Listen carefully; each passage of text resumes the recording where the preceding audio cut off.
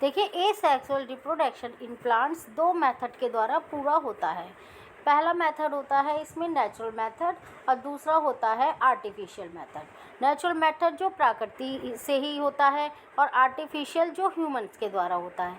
तो किसी प्लांट में asexual reproduction vegetative propagation, budding, fragmentation, spore formation के द्वारा पूरा होता है। अब जैसे हम अपने गमलों में नया पौधा लगाते हैं, जैसे हम एग्जांपल ले रोज़ की एक डंडी काट देते हैं, उसे गमले में लगाते हैं तो नया पौधा उगाता है।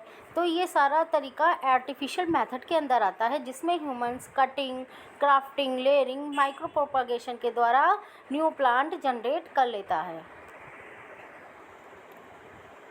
वेजिटेटिव प्रोपगेशन का मेन एग्जाम्पल है पोटैटो की। जैसे आपको चित्र में संरचना दिखाई दे रही है, ये जो इसमें काले काले धब्बे हैं, ये पुराना वेजिटेटिव प्रोपगेशन के पॉइंट्स हैं, जिससे ये आपको न्यू प्लांट निकलता दिखाई दे रहा है आपको इसमें पोटैटो में।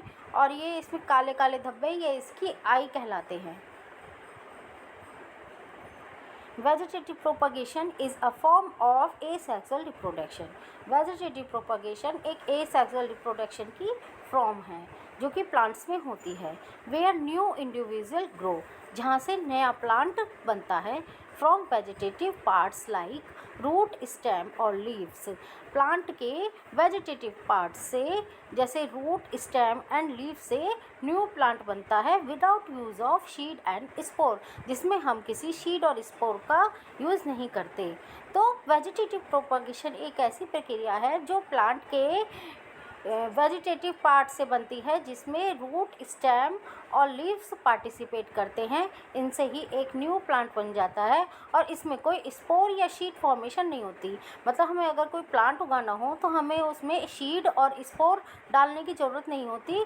प्लांट के ही रूट, स्टेम और लीव से न्यू प्लांट बन जाता है। वेजिटेटिव प्रोपगेशन के दो एग्जाम्पल हैं, ब्रायोफाइलम और फर्स्ट है इसका example bryophyllum and begonia.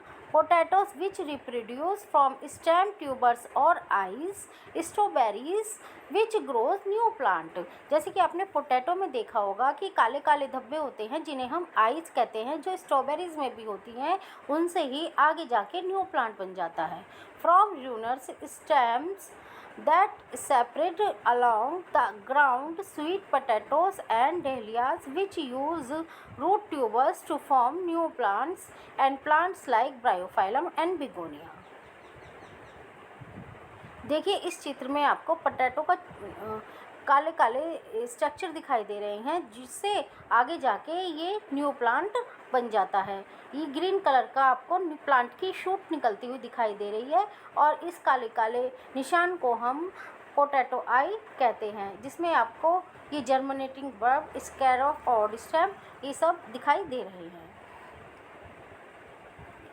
Next है फ्रेगमेंटेशन इन प्लांट। फ्रेगमेंटेशन क्या होता है? फ्रेगमेंटेशन को हम इस तरह से समझ सकते हैं कि जैसे पानी के अंदर हरी काई जम जाती है, वो किस तरह से बनती है।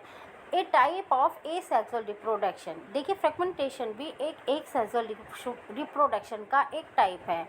Where a single parent organism breaks into several pieces, जिसमें एक सिंगल पेरेंट ऑर्गेनिज्म विभिन्न भागों में टूट जाता है और फ्रेगमेंट हो जाते हैं। And each fragmentation grow new complete individual, और प्रत्येक टूटे हुए भाग से एक नया पौधा जनरेट हो जाता है। Is a genetic clone of parent, जो कि एक पेरेंट का ही जेनेटिक रूप होता है, वो अपने पेरेंट के जैसा ही होता है।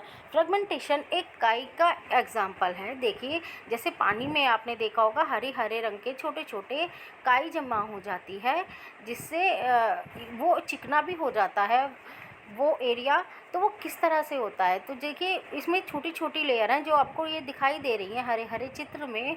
तो पहला जो लेयर है वो टूट जाती है और एक न्यू लेयर को जन्म दे देती है। तो जो पहली लेयर होती है वो अपने पेरेंट वो जो जन्म देती है वो पेरेंट सेल के जैसी ही होती है।